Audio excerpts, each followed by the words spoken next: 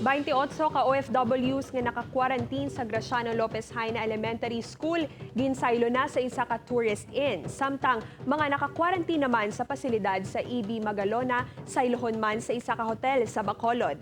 Inigitutukan ni Daryl Marie Sarmiento.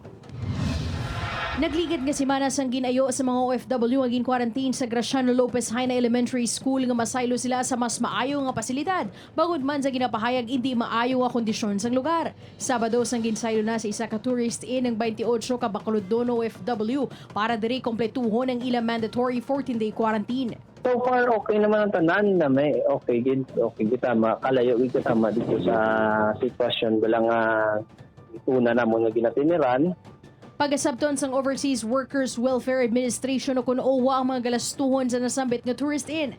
Ginalauman sang alkalde nga sa pagsaylo sa mga OFW matapos naman ang issue sa pag-akomodar sa ila. Dugay na iniging preparahan sang syudad kag wala kami king pahibalo sang timprano sang OWA nga gali kana may pondo sila para sa akomodasyon sang aton mga OFW.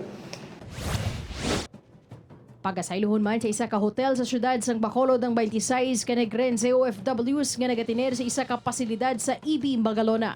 Ini matapos man ang pila ka mga negatibo nga komento sa social media na tuhoy sa kondisyon sang ginatiniran sang OFWs. I received a call from OWA and that they are also arranging rooms for the OFWs. Magapabili naman sa EB Magalona ang isa ka OFW nga nagpositibo sa rapid testing.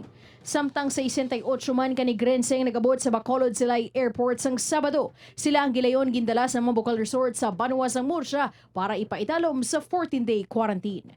Ubod si Reynald Castillo, Daryl Marie Sarmiento, One Western Visayas.